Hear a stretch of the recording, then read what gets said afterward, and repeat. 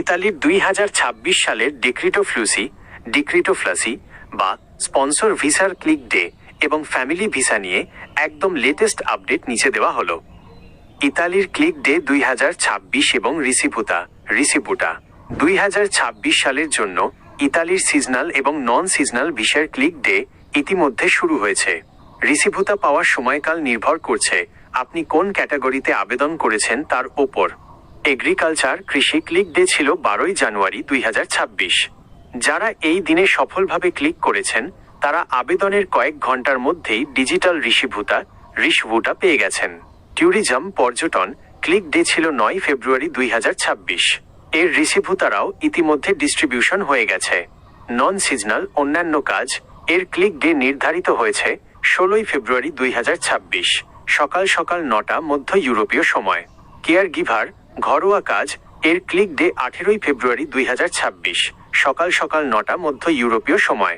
রিসিভুতা কখন পাবেন?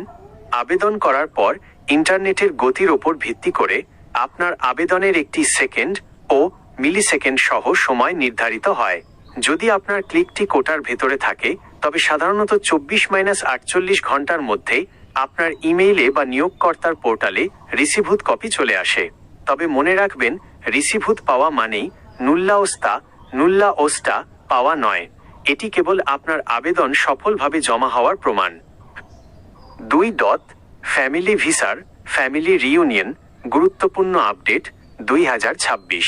Italy family ভিসার ক্ষেত্রে বাংলাদেশিদের জন্য ঢাকা ভিএফএস গ্লোবাল থেকে নতুন কিছু নিয়ম চালু করা হয়েছে।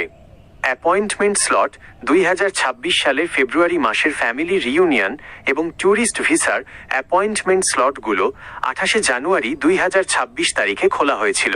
পরবর্তী স্লটগুলোর জন্য প্রতি মাসের শেষ সপ্তাহে ভিএফএস সাইটে নজর রাখতে হবে। সরাসরি জমা ওয়াক ইন একটি বিশেষ সুযোগ দেওয়া হয়েছে।